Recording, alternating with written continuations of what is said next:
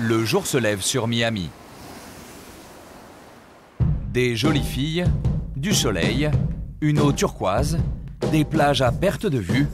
Ici, c'est les vacances toute l'année. Miami, la ville de tous les excès et de toutes les extravagances. Tout y est fait pour le show-off. On aime l'argent et ça se voit. À Miami, soit vous êtes milliardaire, soit vous êtes à leur service. Iman et Rodrigo font partie de cette deuxième catégorie. Ils sont concierges de luxe.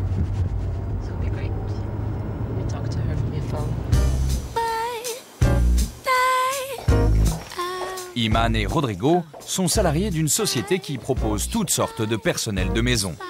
Des jardiniers, des femmes de chambre, mais aussi des super débrouillards comme eux. Ils sont censés répondre aux caprices, même les plus fous, des clients les plus exigeants.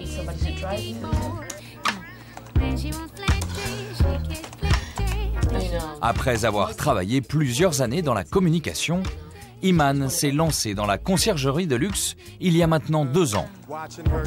Cette franco-marocaine de 34 ans vit aux États-Unis depuis l'âge de 16 ans. Elle en aurait presque perdu son français. Le service qu'on produit, c'est le service de yes. Everything is yes, yes, yes. Parfois, c'est difficile. Parfois, qu'est-ce qu'on va faire? Mais il y a toujours une alternative. Rodrigo, son supérieur, lui, est péruvien. Il vient de la restauration et cela fait maintenant 5 ans qu'il est au service des riches. Iman et Rodrigo exercent ce métier avec passion.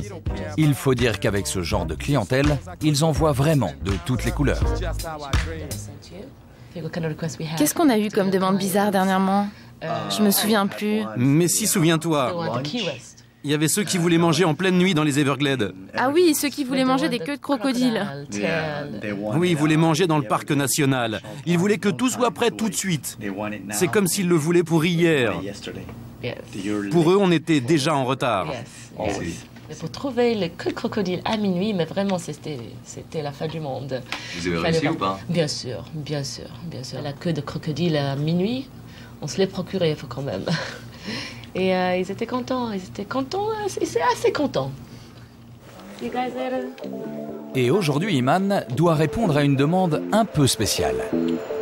On lui a commandé un yacht de 35 mètres, juste le temps d'un déjeuner. Elle se rend à la villa du client sur Palm Island, une île paradisiaque pour milliardaires en vacances. Ici, elle est un peu comme chez elle. C'est quand même beau ici. Iman a trouvé le yacht rapidement. Il doit bien sûr être livré à domicile. Mais la prestation ne s'arrête pas là. Hello guys. Bonjour, comment ça va? Tout est prêt? Elle doit aussi superviser le service. Un service 5 étoiles. Wonderful. Perfect. Et celui qui s'offre tout ça, c'est Christian Jagosinski, un milliardaire allemand de 40 ans. Ce mini Bill Gates a fait fortune en vendant des logiciels pour Internet. Votre bateau, Christian? Non, c'est un bateau que je suis loué pour la journée. Petit copain. Moi j'achète pas les bateaux parce que ça fait pas de sens, on a trop de soucis avec. Et surtout à Miami, on est à 500 mètres d'un grand marina où on peut louer tous les bateaux qu'on veut, toute la taille. Si c'est un voilier ou 100 pieds ou 50 pieds, on appelle, ils amènent tous les bateaux qu'on veut. À la tête d'une fortune de 50 millions d'euros, il ne veut pas perdre de temps avec les soucis du quotidien. Alors, dans sa magnifique villa, il y a en permanence une dizaine d'employés à son service. Des jardiniers, des hommes à tout faire, mais aussi des femmes de chambre. Aujourd'hui, pourtant, ça ne lui suffit plus. Alors, pour ses petits caprices, il fait appel à ses concierges privés. Pour cette sortie en mer, Iman va être assistée de Jacqueline. Jacqueline est ce que l'on appelle un majordome. Elle est juste là pour servir le client. Vous voulez que je les place où exactement? Je pense qu'au milieu, ce serait mieux. Bon, je pense qu'on est prêt maintenant? Ok, donc je vais faire monter les invités. Bonjour, bienvenue à bord. Pour cette prestation, Iman va en plus de son salaire prendre un pourcentage sur la location du yacht. À la fin du mois, sa paie peut atteindre jusqu'à 4 000 €.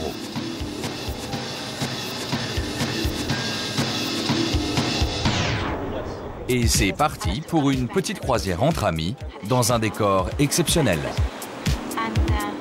Au milieu des buildings de Miami Downtown et des cocotiers des îles de milliardaires.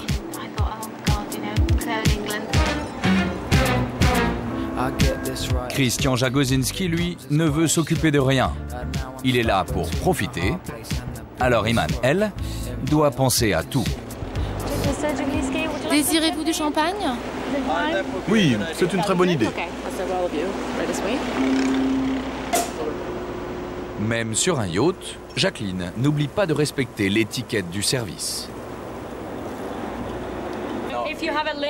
Normalement, on est censé servir avec une serviette sur le bras. Mais comme là, on n'en a pas, je préfère mettre ma main derrière le dos.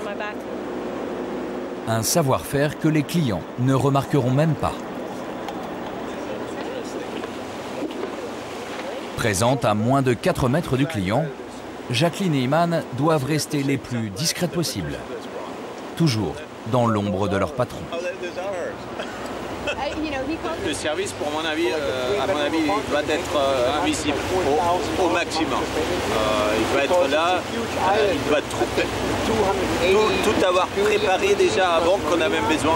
Tout doit toujours être disponible, mais on ne veut pas le voir. On ne veut voir personne.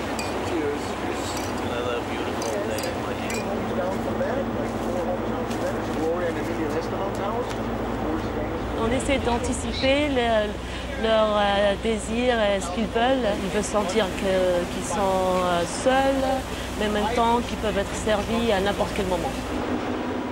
En plus de la location du yacht, Christian Jagosinski débourse 400 € juste pour se faire servir le temps d'une petite balade en mer.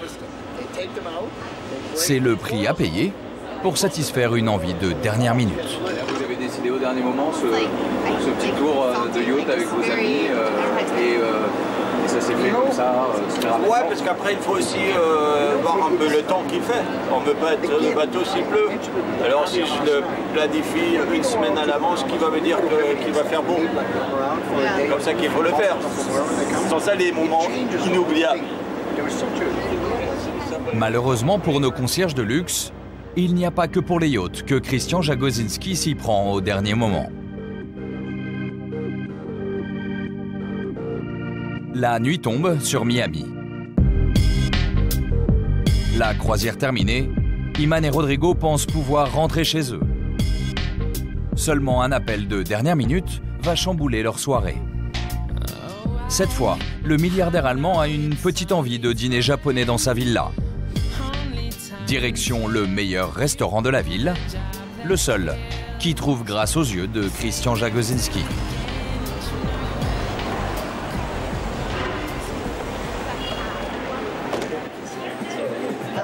Bonsoir.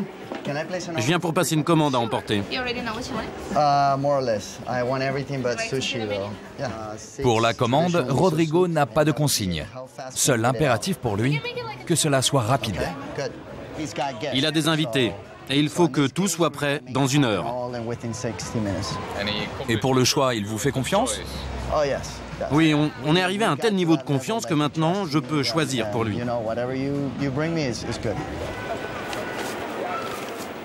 Et 25 minutes plus tard, nos 2 concierges se transforment en livreurs de luxe. Et ce n'est pas parce que tout est déjà prêt qu'il ne faut rien faire. Il est près de 20 h, le compte à rebours est lancé. Ici, ça va être le plan de travail. C'est Iman qui s'en occupe et moi, je gère le reste.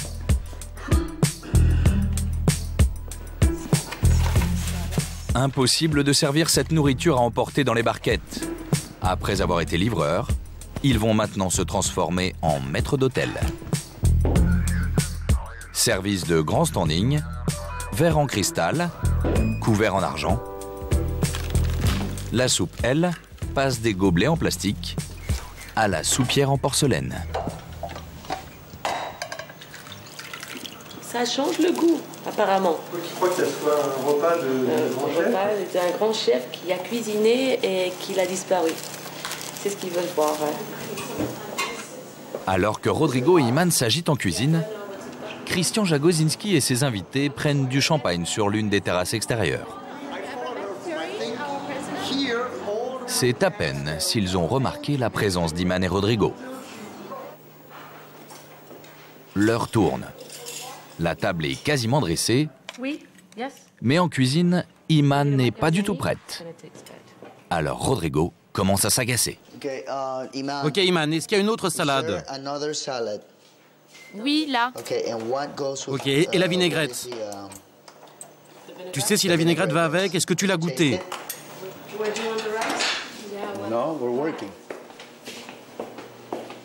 Ok, on est prêt. Tu es prête, toi? Oui, attends, Rodrigo, j'arrive. Bon, je te rappelle. Moi aussi, j'essaye de faire de mon mieux. Il est dur, non? Il est trop fort qu'il veut faire ça et s'en aller. C'est-à-dire qu'il ne veut pas perdre du temps, non, du tout. Un peu tendu, Rodrigo, et pour cause. C'est lui qui est confronté aux clients qui s'impatientent. Hello, Christian. On veut manger, tout le monde a faim. On est prêt. Ramenez le vin à l'intérieur. D'accord. Bonsoir. Hi, how are you, Patricia? How are you? Hi. Rodrigo, quelle est la sauce qui va avec la salade? Il y a celle-là et la vinaigrette. So, what sauce is for what? C'est pas bien pour l'instant. Tout est très bien. Bon, là, on est à l'entrée. C'était un peu long quand même. On aurait peut-être fait un petit peu plus tôt, mais... Oui, parce que normalement, c'est très rapide. Ouais, normalement c'est très rapide. C'est comme un dîner à domicile, parce qu'on avait le service avec, tout est bien présenté. C'est pas du tout le même, comme ils font d'autres gens avec le chinois qui vous dépose un petit sachet à la porte et après il faut régler tout en cash. C'est un peu le Pizza 30, mais bien amélioré, un peu plus façon luxe. Absolument, c'est façon luxe. Livraison à domicile façon luxe. Puis en plus, ça permet à votre épouse de rester avec vous le temps d'apéritif. Moi, j'adore ça, surtout parce que... De ne pas faire la cuisine, surtout. Non, mais un privilège qu'on a, si on peut se permettre d'avoir des gens qui sont là disponibles tout le temps. Disponible en permanence. Mais à la fin du service, fatigués, Iman et Rodrigo commencent à trouver le temps long. Ils veulent maintenant prendre congé et rentrer chez eux se reposer.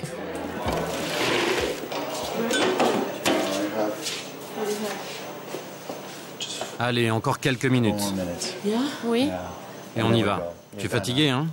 Oui, je suis morte de fatigue. Vous allez dire à Monsieur Jagosinski que vous voulez partir? Oui, je vais aller lui parler. Je vais lui demander si tout va bien et si nous pouvons partir. Normalement, à cette heure-ci, on devrait déjà être parti.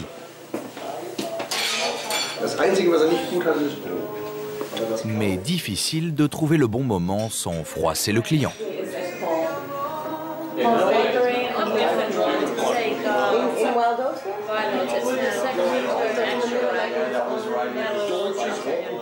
Plusieurs tentatives.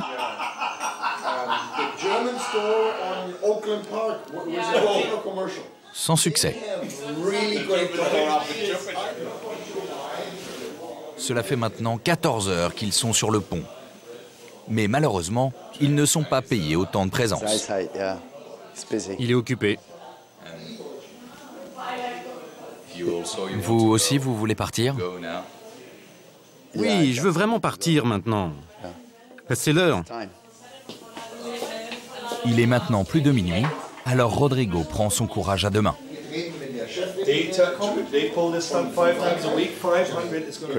Christian, tout va bien? On peut partir? Oui, tout est parfait. Vous pouvez y aller. Merci. Bonne soirée. Ok, maintenant c'est bon. On peut partir.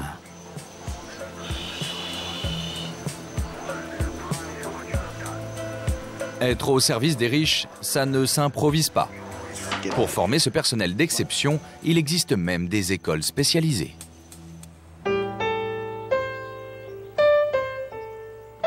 Un décor de western en plein cœur des États-Unis. Nous sommes dans l'État du Colorado, à Denver. C'est ici, au pied des buildings, que se trouve l'une des plus anciennes écoles de majordome. L'une des plus sélectives aussi, la Starkey Institute. Oui, bonjour, Starkey Institute. Marie-Louise Starkey, la directrice de l'établissement, nous accueille dans cette maison dans le plus pur style victorien. Bibliothèque d'époque, parquet ciré, porcelaine au mur.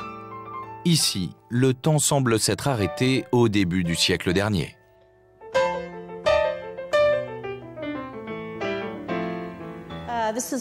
C'est ma décoration de printemps. Et je change à chaque fois pour mieux sentir les saisons. Pour sentir les saisons? Oui, il faut se sentir ici comme dans une vraie maison. Une maison luxueuse censée reproduire à l'identique le style de vie des futurs employeurs.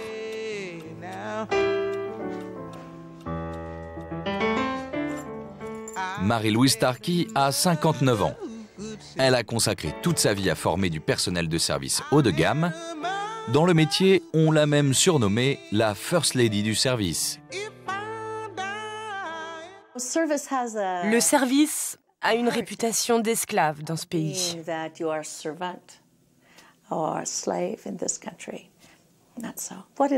Mais en fait, qu'est-ce que c'est que le service? C'est une relation entre celui qui donne et celui qui reçoit.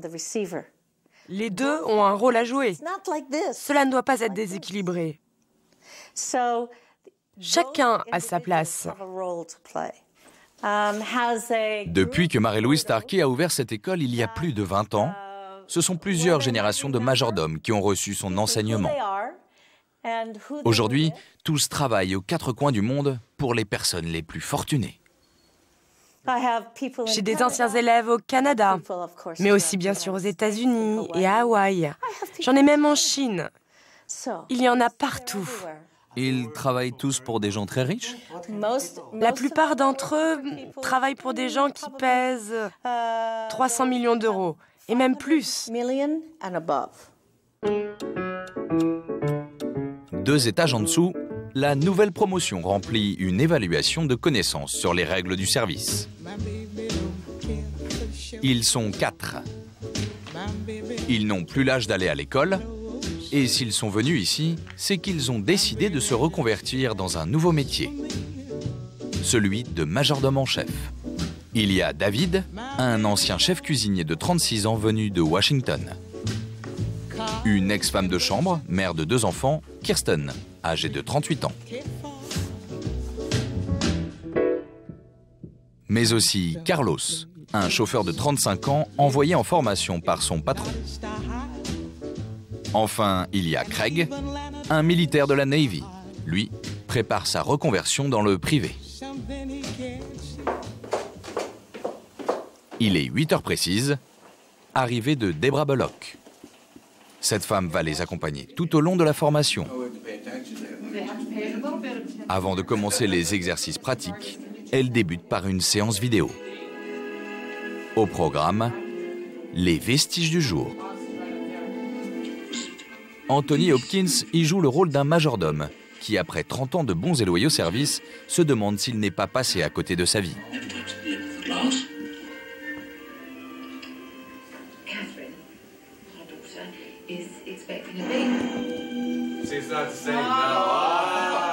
Ah, les tâches quotidiennes.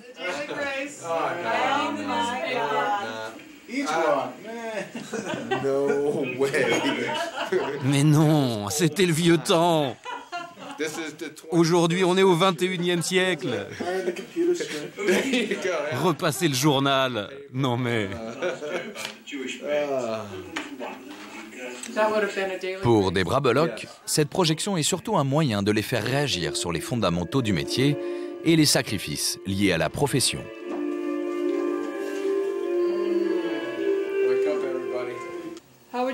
Alors, comment vous décririez son style de service? C'est très strict, très formel. Très formel, oui.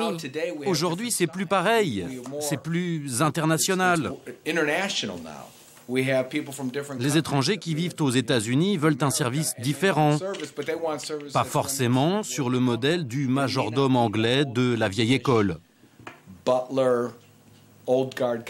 Je ne sais pas si je pourrais le faire, moi. Vraiment. Pensez-vous qu'il était heureux? Non, je ne pense pas. Comment aurait-il pu être heureux, alors? Il aurait pu prendre un jour de congé. Qu'est-ce que vous retenez de ce film? Tu ne vois rien, tu n'entends rien.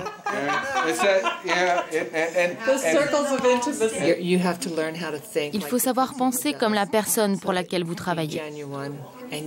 Vous devez deviner ce dont ils ont besoin sans toujours leur demander. Vous savez exactement ce qu'ils veulent. Les époques changent, mais les qualités requises pour exercer ce métier restent les mêmes. Nos 4 étudiants ont 1 mois pour maîtriser les rudiments du parfait majordome.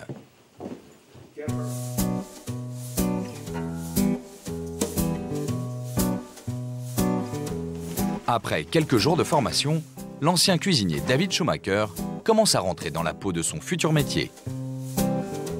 Fini le tablier de cuisine, désormais il doit se présenter chaque jour dans une tenue impeccable. Et vous avez une tenue spécifique pour chaque tâche? Oui, pour le matin, on met le polo et un pantalon en toile. Et pour le reste de la journée, on a un blazer, le même pantalon, une cravate et une chemise blanche. Pourquoi? C'est comme ça fait partie de l'étiquette. Mais si David a décidé de quitter définitivement ses fourneaux, ce n'est pas pour le style vestimentaire. Pourquoi j'ai choisi ce métier? Les horaires me conviennent mieux, le salaire est meilleur.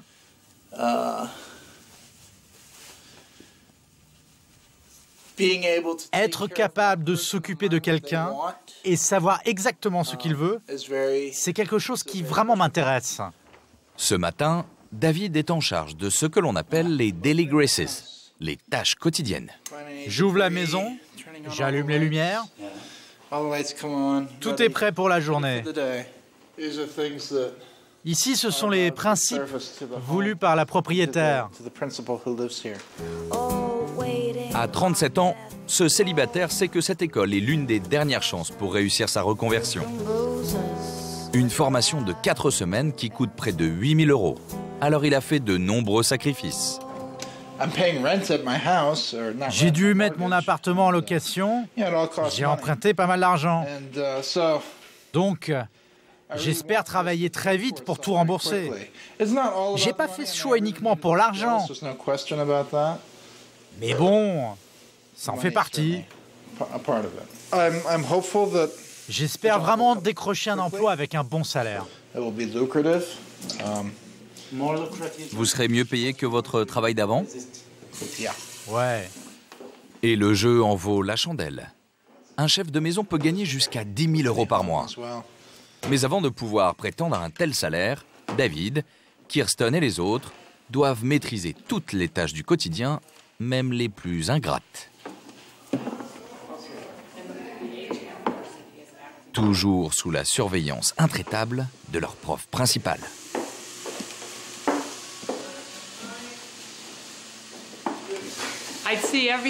Je vois tout. Je fais attention aux détails. Et ils devront faire pareil dans le futur. Vérifier que tout est propre, que tout est en place.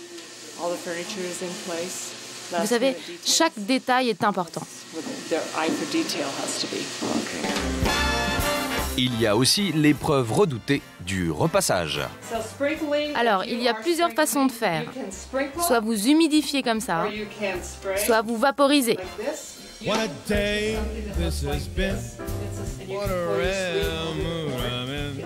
Si pour Kirsten, l'ancienne femme de chambre, ce cours est une formalité, pour les 3 autres élèves, en revanche, ce n'est pas du luxe.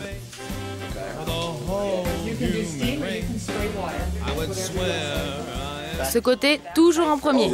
Ah, d'accord.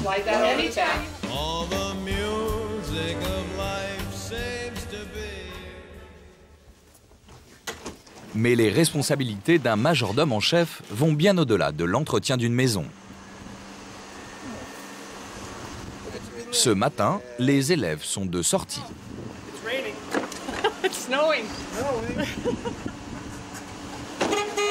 Direction un grand centre commercial de Denver.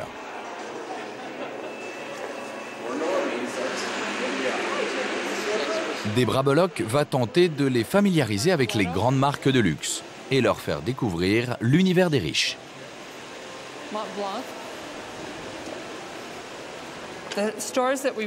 Les magasins que je veux vous montrer sont des magasins que vous ne connaissez pas trop,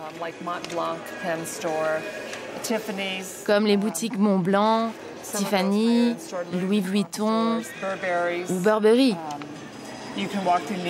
Vous devez les connaître, car vous allez sûrement devoir y aller un jour pour acheter des cadeaux ou même faire du shopping pour vos futurs patrons. Vous devez donc vous familiariser avec ces boutiques de luxe. C'est la première fois qu'ils rentrent dans ce genre de boutique.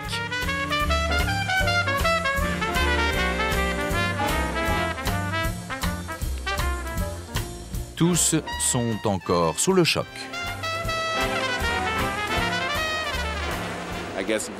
Acheter des valises à 15 000 €. Vous vous rendez compte? Ce sont des endroits dans lesquels je n'irai pas pour moi.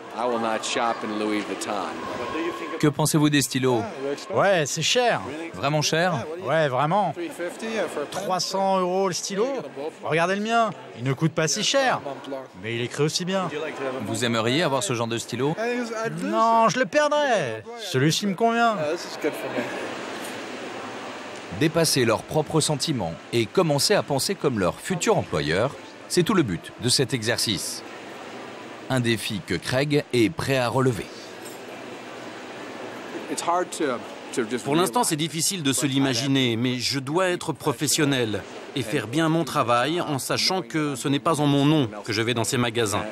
Mais je suis sûr que je vais réussir à penser autrement. De toute façon, j'ai pas le choix. La formation de nos élèves va les entraîner dans d'autres univers encore plus luxueux. Et ils n'ont pas fini d'être surpris. Aujourd'hui, direction l'aéroport, ou plus exactement les bureaux d'une société de jet privé. Ce que vous devez savoir, c'est que si vos clients voyagent en jet privé, c'est avant tout pour gagner du temps. Nous, ce que l'on peut proposer, c'est l'accès à 240 aéroports sur le territoire américain. Ils n'ont pas besoin d'être là 2 heures avant le départ. Leur voiture les pose juste devant l'avion. Ils viennent au dernier moment. Le client a aussi l'assurance de confidentialité. Personne ne doit savoir qu'il a pris l'avion, même si c'est pour aller récupérer des affaires chez son ex-femme. On protège avant tout notre client. On réserve les chambres d'hôtel sous d'autres noms, les limousines, les restaurants aussi. Vous vous occupez de tout ça? Être au service de riches personnes, c'est aussi rentrer dans leur intimité, avec parfois des situations délicates à gérer. Dans l'avion, vous devez tout faire, quitte même à enlever les cheveux de la belle blonde que monsieur a rencontrée à Vegas. Quelles sont vos demandes les plus bizarres? Les prostituées. Dans le jet? Oui, ça arrive. Vraiment? Certains veulent des brunes, d'autres des grosses. Comment vous réagiriez si votre patron vous demandait des prostituées?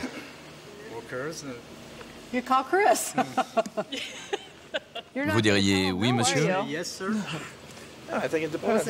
Ça dépend. S'il est marié, je ne serais pas à l'aise avec ça. Écoutez, il faut avoir certaines limites. C'est important d'avoir de l'intégrité dans ce métier. Et moi, je sais qu'avec ce genre de situation, je ne serais pas très à l'aise.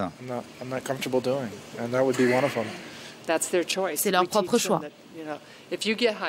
Nous, on les prévient qu'ils risquent d'être confrontés à ces situations. Mais maintenant, s'ils ne sont pas à l'aise avec ça, il faut peut-être qu'ils changent d'employeur.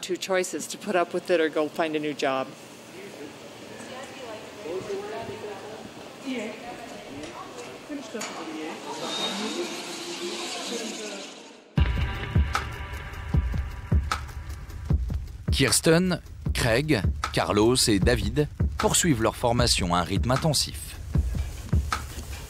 Si la cuisine reste son terrain de jeu, David montre encore des faiblesses dans d'autres secteurs, comme le choix des parures de drap. En tant que chef, je n'ai aucune difficulté à choisir du caviar. Mais pour ce qui est des draps, c'est une toute autre histoire. Alors c'est bon que j'apprenne. En bon élève, Carlos, lui, répète ses gammes en salle de repassage. Chaque détail compte, surtout quand votre patron veut que leur passage soit parfait.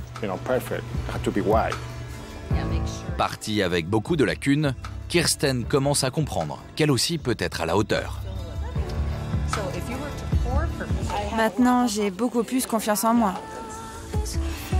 Le flegmatique Craig, quant à lui, continue à prendre les choses avec le sourire. On attend. Encore. Après plus de 3 semaines de formation, la dernière grande épreuve approche, celle du dîner protocolaire. Comme pour chaque promotion, Marie-Louise Tarky organise un dîner avec des notables de la ville, afin de passer de la théorie à la pratique. Le dîner de la fin, c'est pour que les élèves apprennent. J'espère qu'ils feront des erreurs ici et qu'ils ne les referont pas plus tard. Si vous n'apprenez pas le plus haut niveau tout de suite, qu'est-ce que vous faites si le président vient dîner? Ou un diplomate, ou un général, ou un amiral, ou même un pape, ou un cardinal.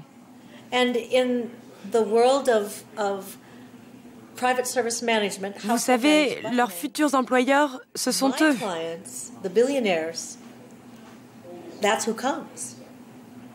Les gens puissants du monde.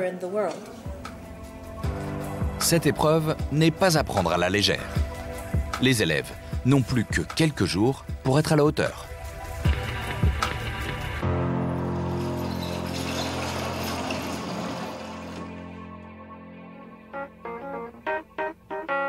Paris. C'est dans le quartier des Batignolles, dans un ancien atelier d'artistes, qu'est installée une agence spécialisée dans l'organisation de mariages haut de gamme. Julie, sa directrice, est une jeune maman de 29 ans. Parmi ses proches collaborateurs, il y a Manuel, tout juste la trentaine, et Sandrine, à peine 40 ans. Leur rôle ? Offrir un mariage exceptionnel à des couples fortunés qui n'ont surtout pas envie de se soucier des tracas de l'organisation. L'idée, c'est de travailler en fait en collaboration avec les mariés pour que le jour J, ils aient juste à profiter et qu'ils nous confient leur budget et qu'on réalise tout ce qu'ils ont en tête au niveau artistique, au niveau mise en scène, etc. Des mariages en France et à l'étranger. Dans 2 jours, justement, ils partent à Marrakech pour organiser 2 mariages de Français. Et là-bas, tout est beaucoup plus compliqué. Première difficulté, on est à Marrakech. Donc, au niveau de tous les déplacements, c'est très difficile. 2, on a 2 mariages en même temps. Donc 2 mariages en même temps pour dispatcher l'émission entre qui est là tel vendredi, qui fait la cérémonie, qui fait la soirée, c'est assez difficile. C'est faisable, mais c'est difficile. Il y a un vrai défi parce qu'on va monter quelque chose qu'en France, on gérerait très facilement parce qu'on a les prestataires pour. Là-bas, c'est déjà plus difficile. Tout est monté. Il y a plus... 60 000 € pour chaque mariage, les budgets sont importants. Ils n'ont pas le droit à l'erreur. Alors, c'est de Paris qu'ils préparent leur plan de bataille. Comme on a les deux 4x4, vous prenez un 4x4 tous les deux. On va à la Villa Las Palmeras, moi je prends l'autre 4x4, on va à la Villa Las Palmeras, après on se sépare, vous allez à l'église pour mettre en place l'église pour y voir, moi je vais au terrain. Les porteurs qui les accueillent avec Manuel et Sandrine sont en charge du mariage du vendredi. Julie, elle, s'occupe de celui du lendemain. Un mariage en plein désert, avec un décor à monter de toutes pièces. Pour répondre aux demandes particulièrement exigeantes des futurs mariés, notre équipe sait que le chemin risque d'être semé d'embûches. Donc ça c'est bon pour le vendredi. Oui. 2 jours plus tard, arrivé au pied des montagnes de l'Atlas, dans celle que l'on surnomme la Perle du Sud, Marrakech.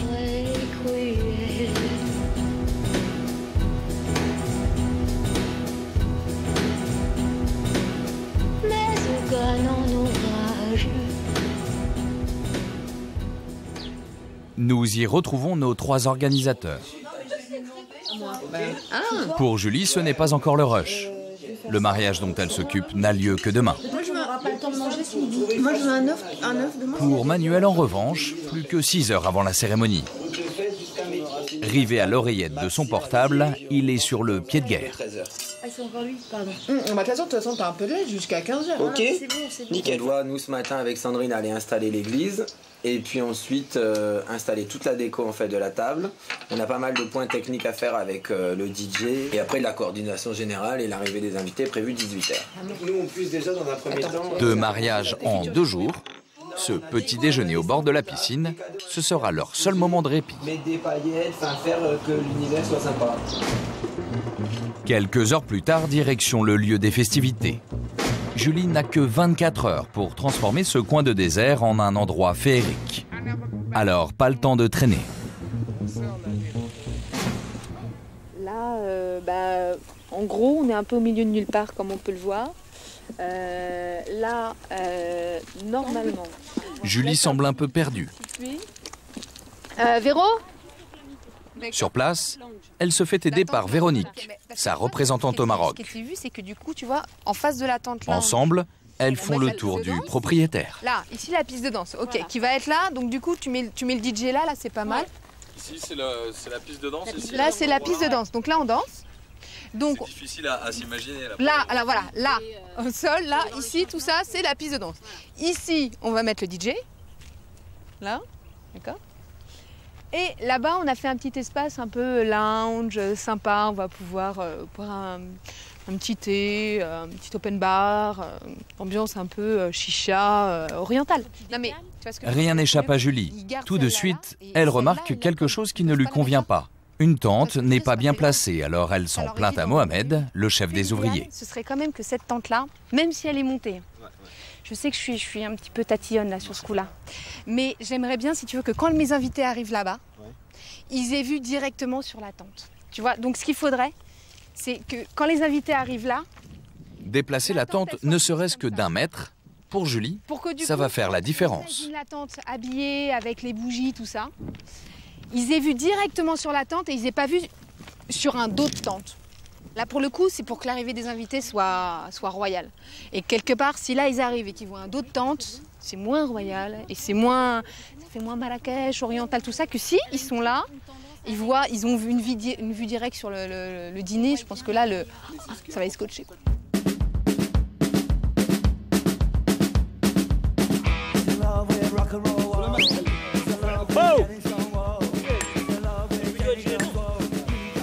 Et en moins de 5 minutes, Julie obtient ce qu'elle veut. Bouge pas. Super. Merci. À tout à l'heure. Manuel et Sandrine, de leur côté, sont à moins de 4 heures de l'autre mariage. Ils arrivent à la paroisse des Saints-Martyrs de Marrakech. On est un petit peu complet, on va vous suivre. Les mariés veulent une décoration simple et élégante. Il faut les surprendre tout en s'adaptant aux contraintes du lieu. Mais on va les couper. Ah oui, là, il faut les couper, là. Je vais aller chercher le coupe-coupe. Là, il faut les couper parce que c'est moche. On met un soliflore, un photophore. Normalement, on met des pétales en fait sur le sol, mais le prêtre ne veut pas. Donc c'est un petit défi pour nous. Et c'est vrai que Comme les mariés n'ont pas forcément coordonné l'intégralité de cet événement en particulier, c'est de faire que ils ont une petite magie, quand ils vont entrer, ils ne connaissent pas forcément comment ça va être fait. Mais être au service de riches mariés, ça ne se limite pas à la décoration florale. En casquette et maillot de foot, le prêtre de la paroisse arrive. Avant de célébrer la messe, il veut s'assurer que le protocole religieux est bien en règle. Il nous faut l'acte de mariage civil. S'il n'y a pas ça... On ne peut pas les marier. Il faut leur dire que s'ils ont... On va appeler Vincent tout de suite. Même les questions administratives et religieuses, c'est Manuel qui s'en charge. T'as le tien ? À l'autre bout de Marrakech, Julie enchaîne les allers-retours en voiture entre le lieu de la fête et la villa de la mariée. C'est bon, j'ai tout. Je vais mettre. Je vais déposer déjà la robe et là, du coup, j'avais oublié le serre-tête et les rubans. Donc, je vais aller lui déposer pour qu'elle est toute prête demain pour sa coiffure, son maquillage, etc. La mariée est en train de faire sa petite cérémonie au henné avec ses copines. Donc, on va juste être assez discret. Prendre tout en charge sans jamais se faire remarquer, c'est essentiel pour être au service des riches. Il y a là où elle a disposé toutes ses petites affaires. Donc là, c'est serre-tête. Voilà, je vais mettre là. Les chaussures sont là. Et la robe est là. C'est bon. Ok. Vous avez le droit à quand même rentrer un petit peu dans l'intimité là aussi de... En même temps, je l'ai suivi durant tous les essayages chez le créateur de robes qui a fait cette magnifique robe de princesse. Donc, bien évidemment, après, je me dois discrètement de compléter toute la tenue. C'est drôle, un peu de petites mains là. Oui, aussi. C'est aussi notre rôle de faire que tout soit au bon endroit au bon moment. Donc voilà. À quelques kilomètres de là, pour le mariage dont s'occupe Manuel, on part la villa d'Ardaba de ses plus beaux atours. Depuis près de 3 jours, une vingtaine de personnes s'affairent pour décorer cette villa de 2000 m² avec piscine en pleine Palmeraie. C'est ici, dans quelques heures, qu'auront lieu les festivités du mariage d'Anne et Vincent. Je me doute que t'es pas du tout stressé par la préparation. Non, ça va, tranquille. D'accord. Coiffure, maquillage prévu quand? Eh bien, Depuis plusieurs mois, Manuel orchestre les préparations de leur union. Grâce à lui, jusqu'au dernier moment, ils vont pouvoir profiter du farniente de Marrakech et de la villa qu'ils ont louée pour l'occasion. Tout va bien? Ah ben moi écoute, tout va bien, tu vois, donc aucune chose, c'est faire un petit plouf. Faire un petit plongeon. Après, voilà. Et après douche et voilà, tenue. Et parti. D'accord. Toi, vous avez... C'est le grand jour. Eh oui, ma foi, on dirait pas, hein. Et pourquoi Marrakech? Pourquoi Marrakech? Parce que, on se voyait pas nous marier en fait dans nos régions respectives, donc l'Est ou la région tourangelle, et donc on profite aujourd'hui avec la maison, quoi. Grâce au travail de Manuel, à moins d'1 heure de la messe, le marié peut même s'offrir le luxe de piquer une tête dans la piscine. Notre organisateur, lui, continue de courir aux 4 coins de la villa pour s'assurer que tout est en ordre. Ok. C'est prévu de monter quelques chaises et tout. Le buffet des viandes devient le buffet dessert, comme ça on pouvait faire une vraie arrivée pièce montée. Et ça vient... Il est maintenant l'heure de partir à l'église. Manuel se transforme alors en chauffeur. Vincent les a dans son sac. Super. C'est bon, moi j'ai tout et puis j'ai tes alliances. D'accord. Super. Oh, super. Merci, super. Allez, Devant l'église, Manuel devient même nounou pour les enfants d'honneur.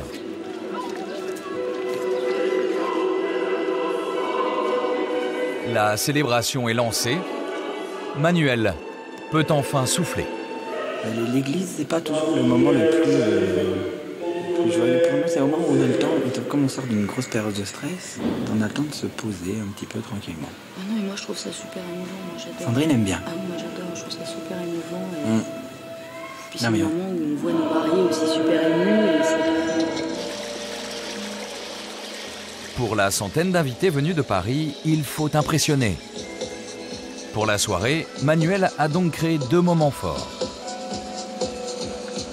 Sur le toit de la maison d'abord, au moment du coucher du soleil, cocktail au champagne avec vue sur l'Atlas.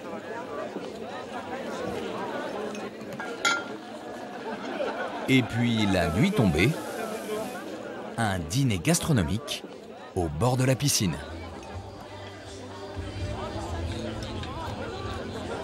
Mais là où tout se complique pour Manuel, c'est au moment de servir la pièce montée.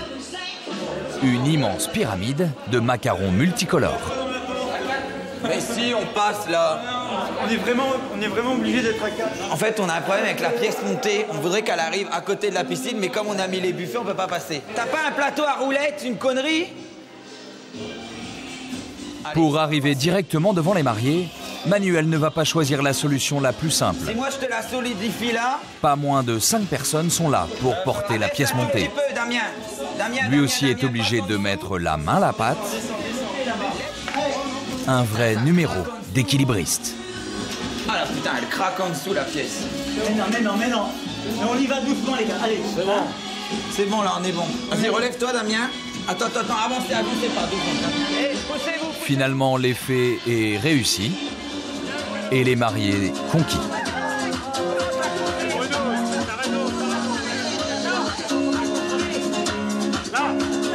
Pour Manuel, le marathon ne s'arrête pas là. Dès demain, il va devoir venir en aide à Julie. Car pour elle, ce n'est pas gagné. Quelques grains de sable vont venir contrarier ses plans.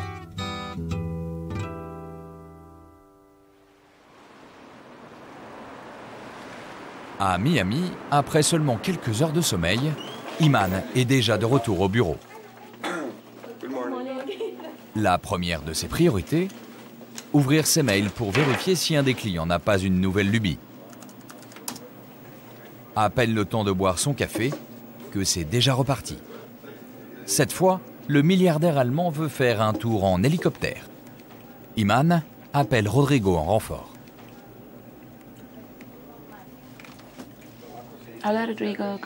Bonjour Rodrigo.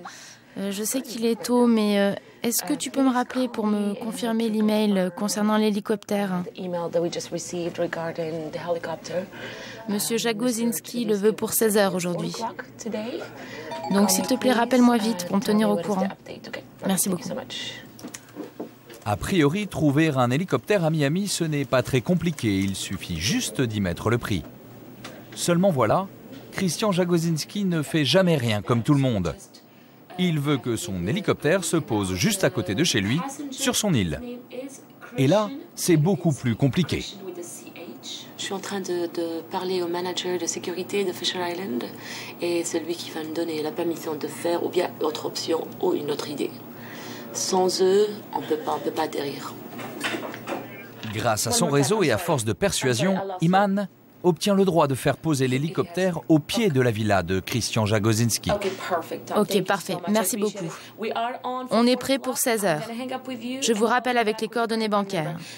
Merci beaucoup. Parfait. Ok, parfait. Yes. Gagné? C'est gagné. Comment ça s'est passé?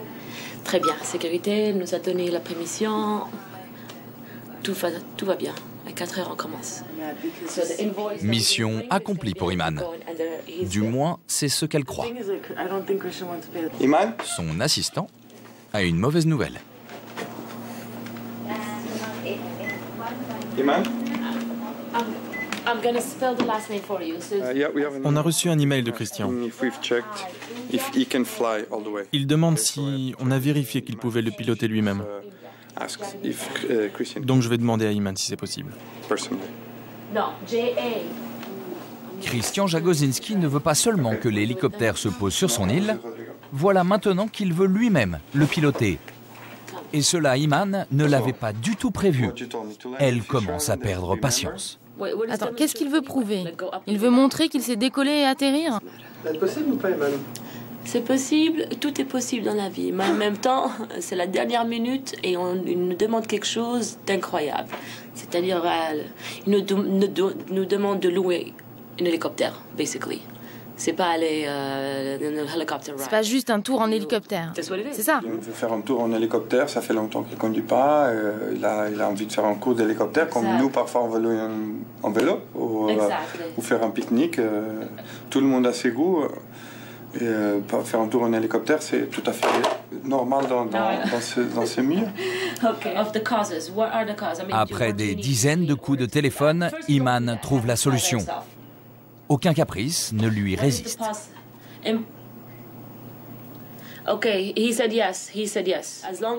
Oui, il n'y a pas de problème.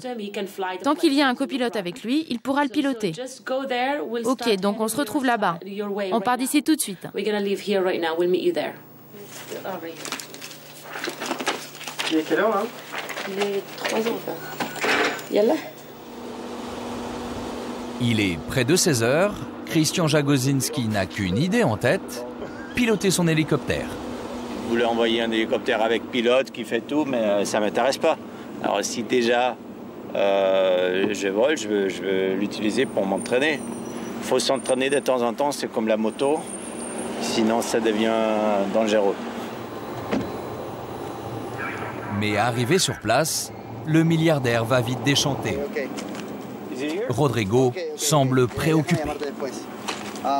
Il ne devrait pas tarder. Mais apparemment, il y a un petit problème avec l'hélicoptère. Il est plus de 4 heures et l'hélicoptère n'est toujours pas là. Tom, c'est Rodrigo. Dis-moi ce qui se passe.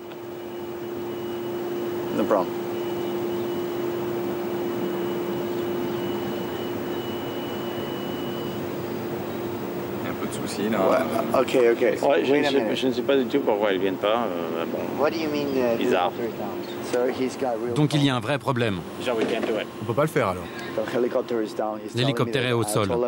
Mais il n'y a qu'un seul hélicoptère? Non, il en a un autre. Il m'a dit qu'il allait me rappeler pour trouver une solution.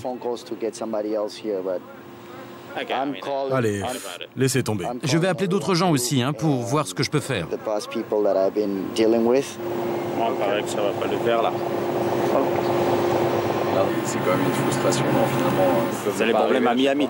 Pourquoi est-ce que vous pensez que j'ai quelqu'un qui s'occupe à plein temps de juste ma propriété? Parce que de tous les fournisseurs qui viennent, si c'est plomberie, électricité, quoi que ce soit, je sais que 9 sur 10 ne vont pas pouvoir faire le truc. Et normalement, pour moi, c'était un coup de téléphone de base, mais maintenant, parce que l'autre n'était pas disponible, c'est vraiment devenu toute une recherche.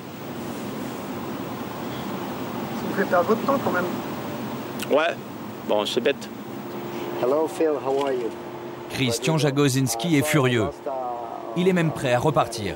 Mais pour Rodrigo et Iman, pas question de s'avouer vaincu. Il faut qu'on trouve une solution. En fait, vous ne pouvez pas accepter que... Oui, que ce n'est pas possible. Ça doit être possible.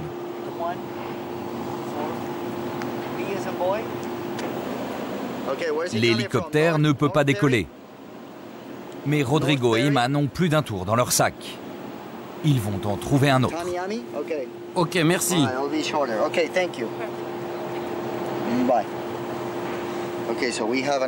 J'ai un autre hélicoptère. C'est le même? Oui, c'est le même. Et il vous laissera piloter. Ok, c'est très bien. Il sera de couleur grise. Qui a trouvé la solution? Nous deux. Les deux. Elle a trouvé les autorisations et moi j'ai trouvé l'hélicoptère. Mais je ne serai pas rassuré tant qu'il n'aura pas atterri. Oui, moi non plus. Un quart d'heure plus tard, fin du cauchemar, l'objet de tous les désirs arrive enfin. Christian Jagosinski décroche son premier sourire de la journée. Alors ça y est, vous êtes heureux? Ouais, je suis content.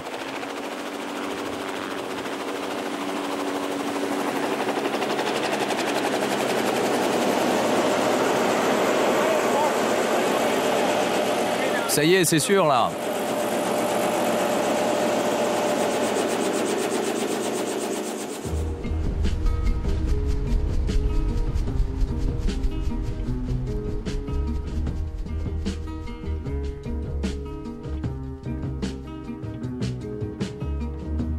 On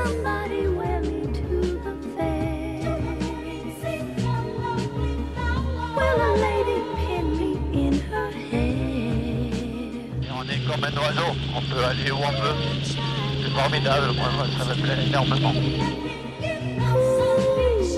Kiss my petals, weave me through a dream. For all of these simple things and much more, a flower was born. It blooms to spread love and joy, faith and hope to people who know. Pendant que Christian Jagosinski s'éclate aux commandes de son hélicoptère, à terre, Iman et Rodrigo profitent d'un moment de répit pour enfin déjeuner. Il est 17h30. Eh ben, parfois vous êtes servi. Oui, pour une fois, ça change. On a des horaires de dingue. On mange à n'importe quelle heure, on dort à n'importe quelle heure, mais on est là tout le temps. Toujours avec votre portable pour être joignable? Oui, toujours joignable. On a toujours accès à nos emails. La voiture est là pour qu'on puisse partir tout de suite et répondre à n'importe quelle demande. Toujours. Et vous aimez votre travail, même si vous n'avez pas de temps pour vous? Oui. Oui, j'aime mon métier, mais je n'aime pas trop le style de vie. Qu'est-ce que vous aimez le moins dans votre métier? Être joignable en permanence. Moi, j'aime bien faire mon travail et ensuite, quand c'est terminé, partir, rentrer chez moi. Parfois, c'est pas possible. Parfois, oui, vous avez une voix qui vous dit « Stop !» mais vous ne pouvez pas. À peine le temps d'avaler un sandwich qu'il faut repartir pour satisfaire les désirs d'un autre milliardaire.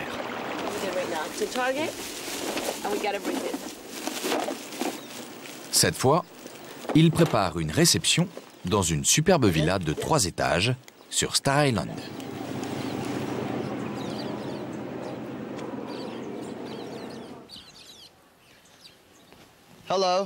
Bonjour, je suis Rodrigo. Je suis le chef concierge de Vilazzo. On vient juste d'arriver. Personne ne nous a ouvert, alors on s'est permis de passer par le côté. On va commencer à travailler dans la cuisine et à l'étage. J'espère que ça ne va pas vous déranger. Michael est à l'arrière du bateau. Bonjour Michael, comment allez-vous? Bonjour. On vient juste d'arriver, on va commencer à tout préparer. À 7h30, c'est ça? Oui, 7h30, enfin 8h plutôt. Le dîner sera servi à 8h. On préparera un cocktail avant. Le client à l'arrière du yacht, c'est Michael Caponi, l'une des personnalités les plus connues de Miami. Ce roi de la nuit est l'ami des plus grandes stars et des présidents. Alors, pour Rodrigo et Iman, pas question de se rater. Pour l'occasion, ils ont même fait appel au chef des milliardaires, Alex Rubio.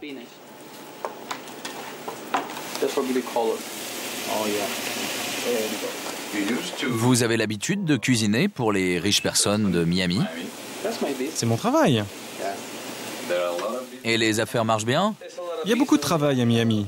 Et les gens aiment bien manger ici.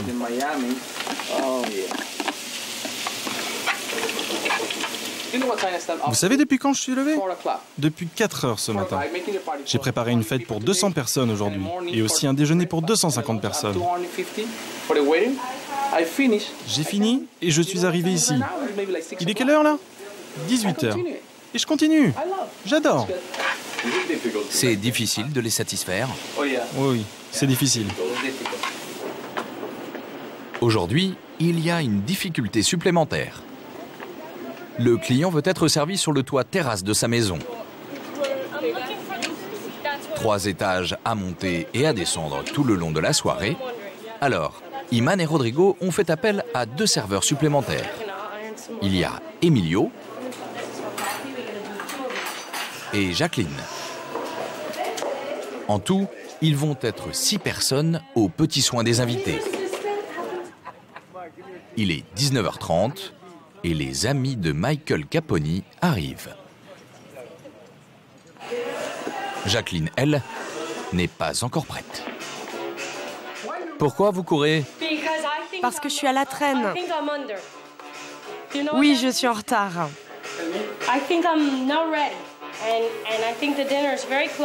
C'est bientôt l'heure du dîner. Et si je cours, ça va aller plus vite. Je veux absolument enlever les plis. Je trouve que ça fait plus professionnel.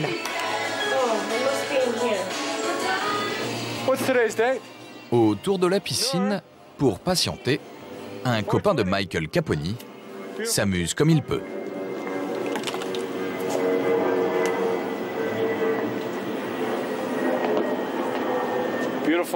C'est une belle nuit. C'est un beau moment pour ouvrir une bouteille de champagne. Les filles sont parties, elles avaient peur d'être aspergées. 30 degrés d'angle. Normalement, je fais ça avec un sabre, et ça fait une plus grosse explosion. Mais là, je me contenterai de ce couteau de cuisine. Je vais donner un coup sec sur le haut de la bouteille, et ça va la couper nette.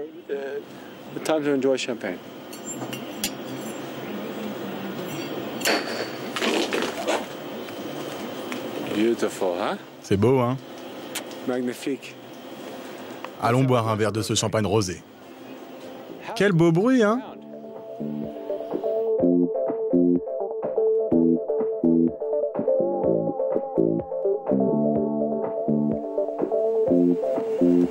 Michael Caponi, lui, s'est fait attendre.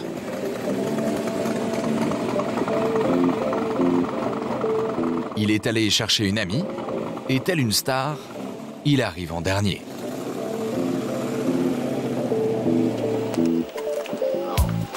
Alright, hello.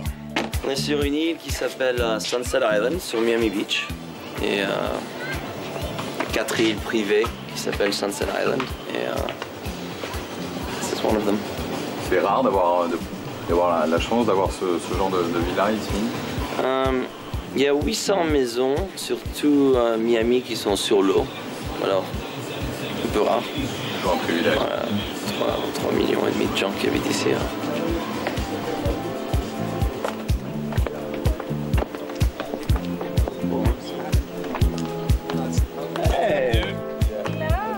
Le maître des lieux arrivé, le dîner peut enfin commencer.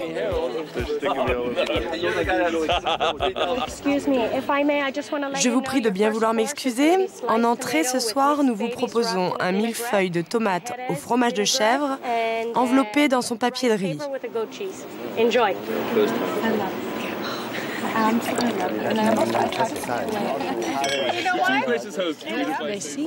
Ils paraissent contents. Ils rient, ils apprécient le repas. Certaines personnes ont même déjà terminé leur assiette. Je pense qu'on doit s'inquiéter quand ils ne parlent pas. Mais ils ne font absolument pas attention à vous. Je ne cherche pas à me faire remarquer. En bas, en cuisine, Iman s'agite. Ce qu'on fait, moi et Rodrigo, c'est coordonner les choses.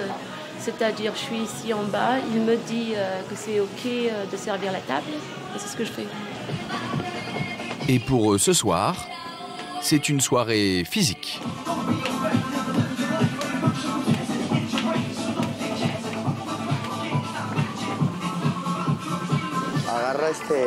Jusqu'ici, la soirée se passe à merveille. Une seule chose inquiète Rodrigo. Les amis du roi de la nuit ont une bonne descente. Et il a peur de manquer d'alcool. Même si la fin du dîner approche, il ne veut prendre aucun risque. Alors il n'hésite pas à mettre à contribution un des membres de l'équipe. 3 bouteilles de plus. Oui, 3 bouteilles, ce serait bien. Et moins de 10 minutes plus tard, Anastasia, la stagiaire de l'équipe, arrive avec 3 bouteilles supplémentaires. See, I reckon you're about an 8 or a 9. Maybe even 9.5 in 4 beers time. That blue top, sharp top you've got on is nice. Bit too much fake tan, no, but yeah, you score high. But there's just one little thing that's really annoying me about you, you see. Yeah, like I said, you are really fit. But my gosh, don't you just know it? I'm not trying to prove you. How was it? Very cool. Very good. Ça va, tout va bien? Ouais, je suis très content du service.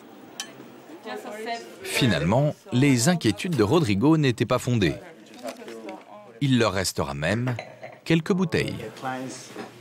J'ai vu dans le regard du client qu'il était satisfait. Donc pour nous, c'est une soirée réussie.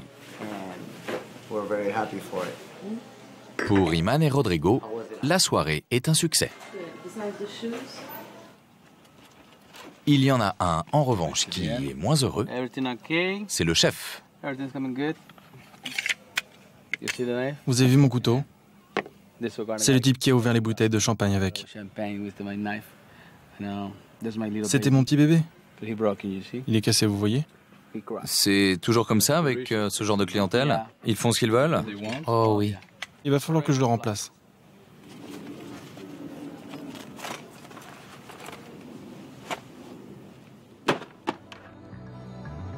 Retour à Marrakech.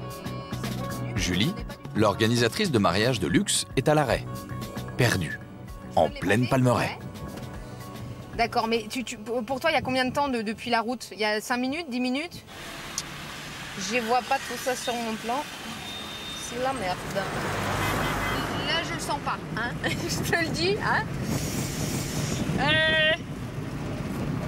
Toujours le goudron. Un village. À quelques heures du mariage, Julie n'a qu'une seule angoisse, que les invités se retrouvent dans la même galère qu'elle. Un village, une petite église. Parce que même les Marocains savent pas où se trouvent la plupart des routes.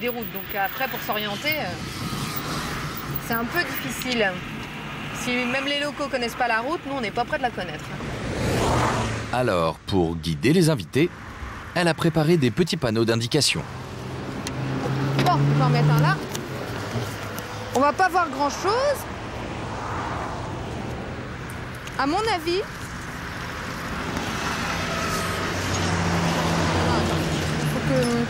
faut que je mette les directions, hein, parce que c'est bien de mettre Villa Sekaya, mais en l'occurrence, c'est pas en dessous du panneau. Donc il faut que je mette la flèche. Bon, je sais pas si ça va servir beaucoup, mais bon, au moins... Au moins, c'est là. Au moins, c'est là, hein, on aura essayé. À Marrakech, on les sent toujours un peu paniqués, les invités. Ils arrivent dans un pays qu'ils connaissent pas.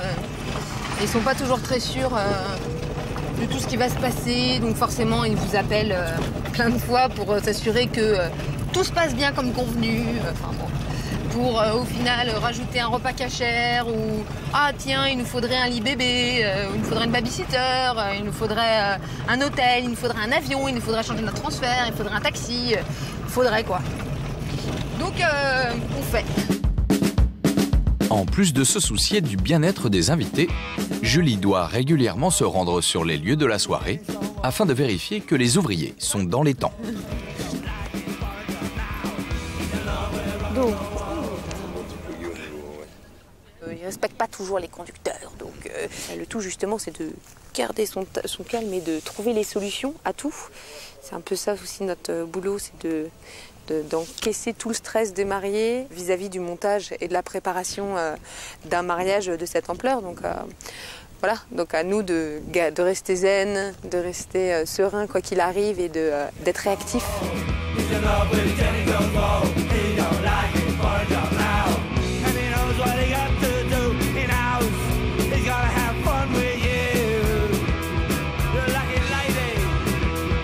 La piste de danse montée, Julie file sur le lieu de la cérémonie. C'est dans cette villa, au bord de la piscine, que les mariés vont échanger leurs alliances. Julie sait que les mariés sont particulièrement exigeants. Alors au moment de faire le point avec le futur époux, Julie est dans ses petits souliers. On a installé du coup la cérémonie en face. On avait hésité à la mettre vers là-bas. Vers l'olivier, là où, sous la tente, mais bien évidemment, compte tenu du temps, qui est Clément avec nous, on l'a mis là-bas. Ça va, là, on est bien. C'est bien là? Ouais. Bon, très bien. Vous êtes passé par là. Ça a l'air d'être bien parti. Pour l'instant, je suis content. Et pourquoi vous avez fait appel à ce genre de service, justement, pour ce jour important? On cherchait à avoir un mariage un peu original, qui sortait de l'ordinaire. Tous les deux, on n'a pas beaucoup de temps. Donc l'avantage de l'agence, c'est qu'on gagne du temps. Il faut quand même diriger les choses. Ils n'ont pas toutes les bonnes idées. C'est aussi à nous d'avoir les bonnes idées. Et ensuite quand même les diriger. C'est pas que eux qui décident, c'est aussi nous. Pour le moment, tout s'annonce sous les meilleurs auspices. Les invités arrivent, et jusqu'ici, personne ne s'est perdu. La cérémonie va pouvoir commencer. Manuel, lui, est venu prêter main forte. Mais une fois tout le monde installé, il manque des convives, et pas des moindres. Bon, là, on a quelques petits soucis de transfert, des choses comme ça, avec des gens qui sont assez perdus, avec des taxis, la barrière de la langue pour leur expliquer. Donc on a envoyé Véro, en fait, qui, elle, habitant ici, parle arabe. Donc ils sont en fait partis au croisement de la route de Ouarzazate pour récupérer en fait les taxis des familles, pour pouvoir en fait démarrer la cérémonie, parce qu'il nous manque en fait le papa de Guillaume pour démarrer la cérémonie. Donc ce qui est quand même un petit peu gênant. Le papa de Guillaume, c'est le père du marié. Au final, il n'aura qu'un quart d'heure de retard. Bah, ici, c'est Marrakech. Mais c'est suffisant pour le mettre en colère. C'est pas possible. Il n'y a pas de nom sur les routes. À ce moment-là, on met des panneaux. Bah, il y a des panneaux pour la Villa Las Palmas. C'est invisible, vos panneaux. Ouais, ouais. Visiblement, les petits panneaux de Julie n'ont pas suffi. Personne ne comprend votre plan. Bah, c'est le plan qui donne ici. Bah, donc du coup, mais si, monsieur, on l'a fait, il marche. Mais là, j'ai 11 personnes qui sont dans les taxis partout. Mais on va aller les trouver, on va aller les rechercher. Mais c'est le problème avec Marrakech à chaque fois, vous savez, c'est pas. C'est un truc plus simple que ça. Mais là, vous avez vu le décor. Oh, mais non. Nul, je vous dis moi. Mais non, mais non. C'est complètement nul. Mais non. Mais en même temps, pour arriver en plein milieu ici, il faut faire le plein.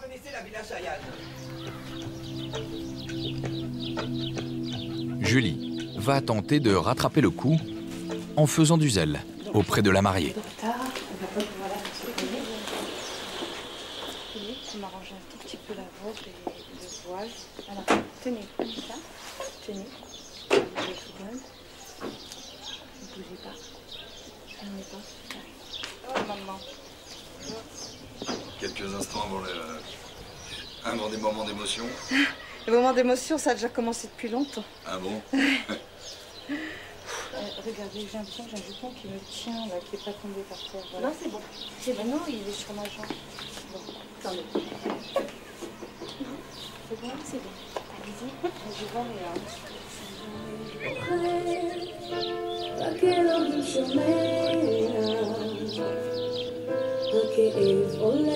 après quelques sueurs froides, Julie peut enfin souffler. Et Uriel, la mariée, arrivé au bras de son père, sur l'une de ses musiques préférées.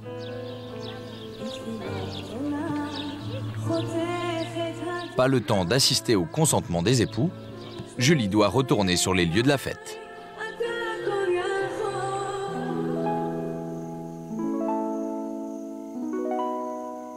Au moment où la nuit tombe sur la Palmeraie, tout est en place pour les festivités. Et donc, Uriel, quand elle pour ne perdre personne en route, Julie n'a cette fois pris aucun risque. Je sais pas, je la rappelle. Bon alors. Pas de risque qu'ils se perdent là pour arriver jusqu'ici? Non, là c'est bon. On a fait tout un convoi exprès pour que du coup tout le monde puisse bien trouver, sachant qu'un terrain perdu dans la Palmeraie, il n'y a pas vraiment d'adresse. Hein. Donc là, on fait un convoi et tous les transferts du coup ont été rajoutés compte tenu des difficultés de transfert qu'on a pu. Bon, ça va, ça s'est calmé. Ils sont pas... Voilà. Reste une ultime mission. Julie doit au plus vite repérer les mariés pour préparer leur arrivée. Vous cherchez? Je cherche, moi, là, les mariés. Les mariés sont où? Ils veulent faire une entrée de prince et princesse. Et arriver en dernier, une fois tous les invités installés. Ils passent tous entre les hommes bleus, c'est ce qui s'est passé depuis tout à l'heure. Et arriver ici, après... Faut pas qu'ils voient les chaises à porteurs qui planquent. Non, mais c'est bon, là, ça va être... Non, mais là, ils peuvent pas le voir, là. De toute façon, c'est celui-là que vous voulez. Ouais. Aux petits soins de la mariée, Julie devient une assistante personnelle. À côté de la table. Hop. Alors attendez. Mais au moment de s'installer dans les chaises à porteurs, ça coince. C'est une grande robe. On va plus vous voir. Elle est tombée. On va plus vous voir, attendez. La meringue, elle attendez, s'est plantée, là. Attendez, c'est bon? Ah, est-ce que je me sens... Est-ce que j'ai le droit de mettre un jean? Parce que là, j'en peux plus. Un jean, non, mais vous êtes trop belle dans cette robe, vous êtes folle. Il y en a marre, là.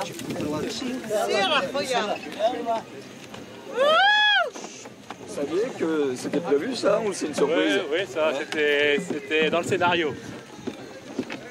Mais c'est bien, ça correspond bien.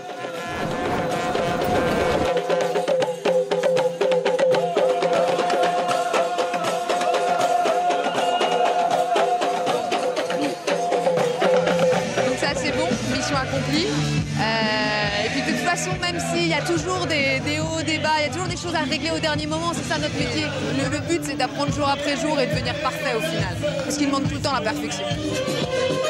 Être au service des riches ne laisse pas de place à l'improvisation.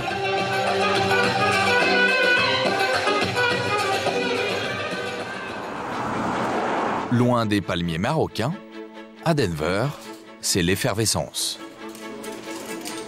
Dans moins de 5 heures, commence le dîner protocolaire.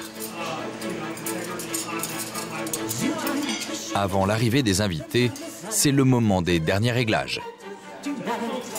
À commencer par la table.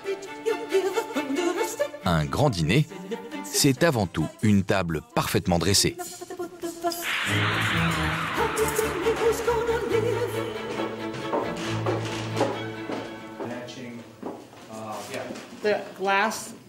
Le verre à eau doit toujours être en face de ce couteau.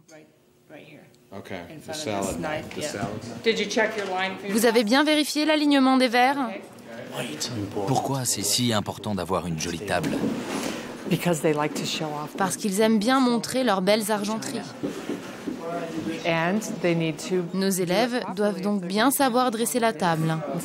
Il arrive même que ce soit les majordomes qui apprennent à leur patron comment faire. Pourquoi? Parce que ce sont des nouveaux riches? Oui, parce que ce sont des nouveaux riches. Pour le dîner de ce soir, pas moins de 7 plats vont être servis. Autant d'assiettes et de couverts à changer. Un menu gastronomique préparé de main de maître par William Altoff, un chef qui a travaillé pour les plus grands. J'ai servi les présidents Reagan, Bush et Clinton, et aussi le vice-président Al Gore. J'ai été le chef de sa maison pendant 5 ans. Donc j'ai vraiment l'expérience des clients exigeants. Servir les plus grands, il en a l'habitude. Il le fait depuis plus de 30 ans. Il sait que ce n'est pas toujours facile.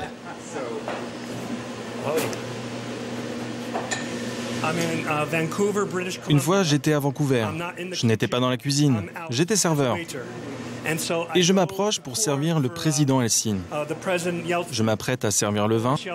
Et là, il y a du bouchon qui tombe dans son verre. Et là, je me dis, mon Dieu, qu'est-ce que je vais faire? Alors je suis reparti, j'ai remis un verre plein, j'ai repris l'ancien, et là, tout le service d'ordre me tombe dessus, en me disant « Qu'est-ce que vous faites ?» Heureusement, M. Yeltsin a dit « Non, non, il y a du bouchon dans mon verre. » Ça a été la pire expérience de ma carrière. Ils croyaient que je voulais empoisonner Yeltsin. À l'étage du dessus, dans sa chambre, David, lui, est beaucoup moins détendu. Comment ça va ce soir? Je suis un peu nerveux, à vrai dire. Je suis le premier surpris. C'est vrai, je suis nerveux. Mais vous savez, ça ira. Ça va être comme du théâtre. Ce soir, pour David, c'est nœud papillon de rigueur. Il est en charge d'accueillir les invités. Alors, comme un comédien dans sa loge, il répète une dernière fois son texte. Quand il sera temps de passer à table, les portes du salon seront encore fermées et d'un seul coup, ça va s'ouvrir. Et je sortirai et je dirai « Mesdames et messieurs, bonsoir. Bienvenue chez Madame Starkey. Le dîner est servi. » Monsieur Untel, installez-vous, je vous prie. En France, on dit à table. À table. Dans la pièce à côté, Kirsten, elle aussi, est en pleine concentration. C'est la première fois que je sers un dîner d'une telle importance. Mais on a beaucoup répété et on s'est bien amélioré. Et dans ces moments-là, vous pensez à votre famille? Vous aimeriez qu'ils vous voient? Absolument, j'adorerais. Je suis loin d'eux depuis 3 semaines maintenant. J'ai un mari et 2 petites filles. Et je pense qu'ils vont être surpris de savoir tout ce que j'ai appris. Je crois qu'ils vont être fiers.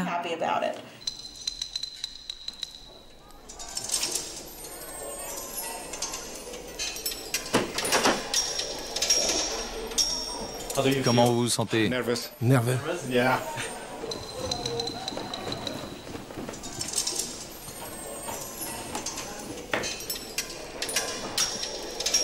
Il est 19h30. Les invités de Mary-Louise Starkey arrivent.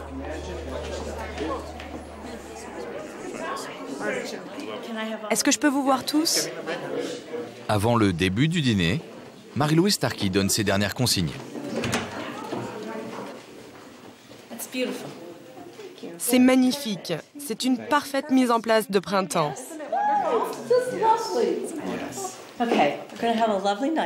Passez une belle soirée. Amusez-vous.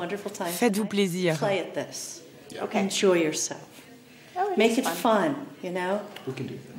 C'est votre soirée. Ne vous inquiétez pas. Ok, tout le monde est prêt? Commencez. Mesdames et messieurs, bienvenue chez Madame Starkey. Le dîner est servi.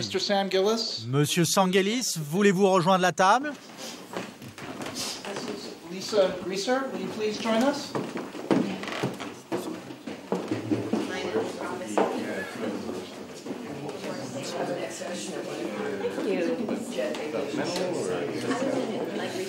Okay.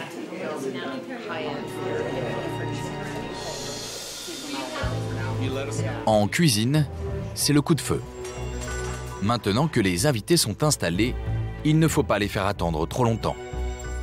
Alors, il n'y a pas une seule minute à perdre. Je suis si nerveux. Ne soyez pas nerveux. Merci, chef. Vous faites du bon boulot. Merci. Et n'oubliez pas vos mains.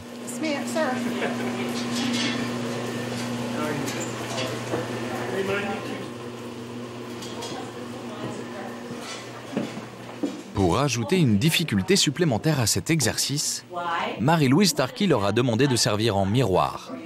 Une méthode très délicate à maîtriser. Les serveurs doivent se courber avec une symétrie parfaite. Carlos est en charge du signal.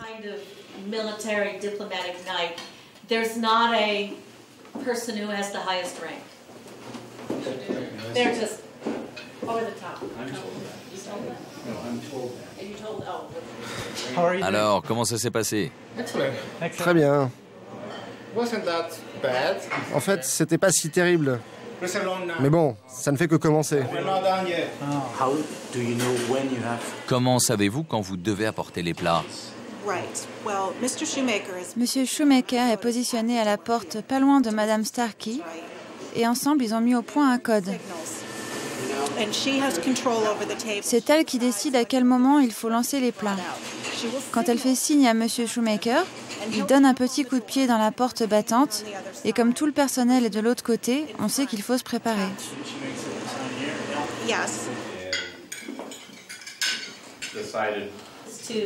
Un coup d'œil très discret de Mary-Louise Starkey.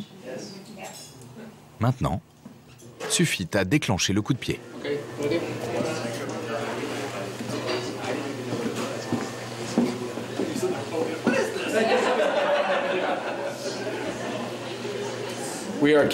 On a un temps précis à respecter. Tout est écrit. Donc on essaye de se placer en fonction de là où on est supposé être et de ce qu'on doit servir. Et maintenant, on attend. Et comme disent les militaires, dépêche-toi, attends, dépêche-toi, attends. Mais parfois, la machine est grippée. David tente de signaler à la cuisine qu'ils peuvent servir le plat suivant en poussant légèrement la porte. Mais derrière, personne ne réagit.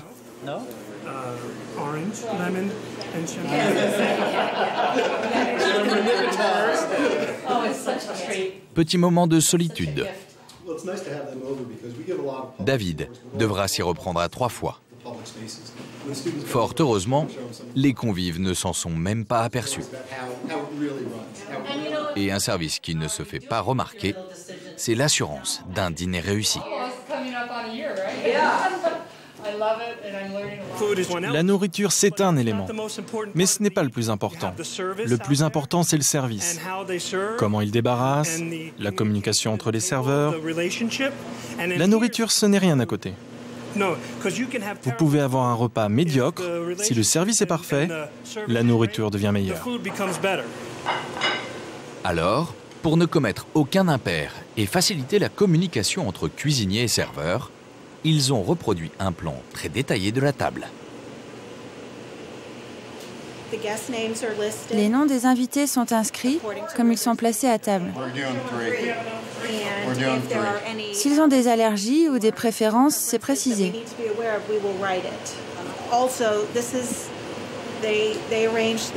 Les cuisiniers veulent que l'assiette soit présentée d'une certaine façon. Nous devons la servir comme ils nous le disent. Désolé. Pas le temps de respirer. Il faut déjà repartir pour débarrasser.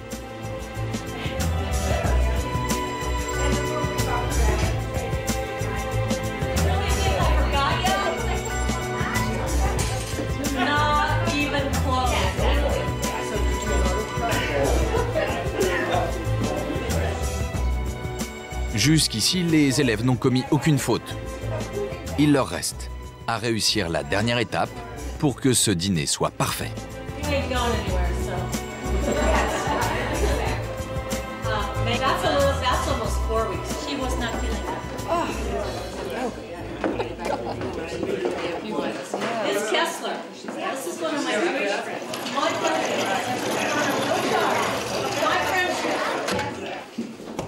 En moins d'1 minute, ils doivent tout ranger et remettre la salle à manger comme si le dîner n'avait jamais eu lieu.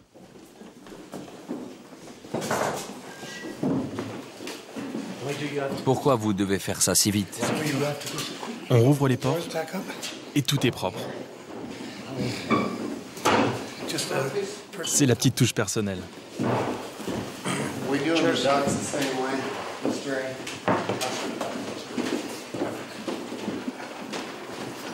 Venez, 2 personnes.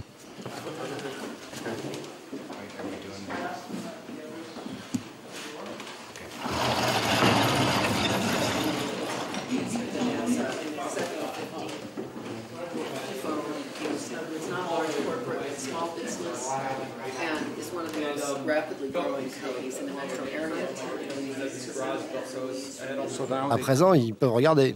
C'est propre. En 30 secondes, c'est propre. On rouvre les portes et c'est comme s'il ne s'était rien passé.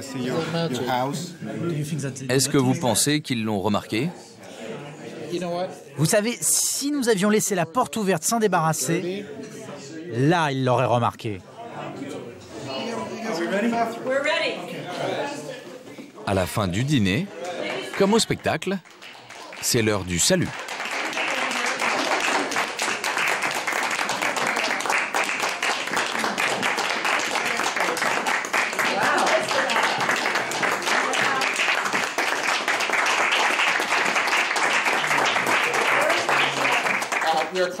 Nous sommes la classe 97. Je suis David Schumacher de Washington, D.C. Et ça a été un immense plaisir de vous servir ce soir.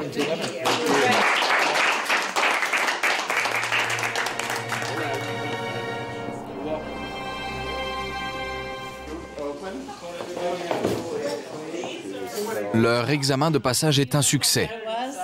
Marie-Louise Starkey est aux anges. Oui. C'est magnifique. Merci beaucoup. You did pretty well yourself. À la classe 97. Ces étudiants peuvent désormais voler de leurs propres ailes et servir les gens les plus riches de la planète.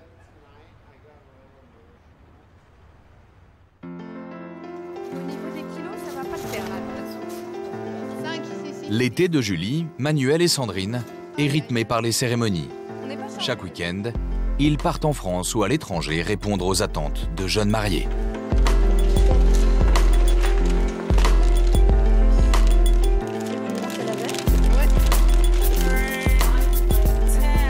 À leur sortie de l'école de Madame Starkey, les 4 élèves ont connu des fortunes diverses. Comme prévu, de retour chez son patron, Carlos a été promu. C'est lui qui désormais dirige la maison. Kirsten, elle, n'a toujours pas trouvé d'emploi. Elle en profite pour s'occuper de ses 2 enfants. David est désormais installé en Californie. Il est au service d'un milliardaire américain et gère une propriété à Los Angeles. Quant à Craig, il ne lui reste plus que quelques mois dans l'armée. Mais son avenir est déjà assuré. 3, 2, 1.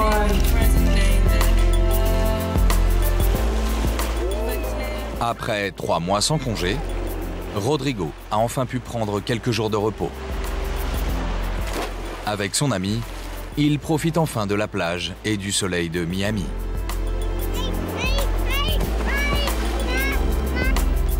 Iman n'a pas cette chance. Elle doit rester en alerte, au cas où. Un appel de dernière minute. On le sait bien, un caprice n'est jamais prévisible.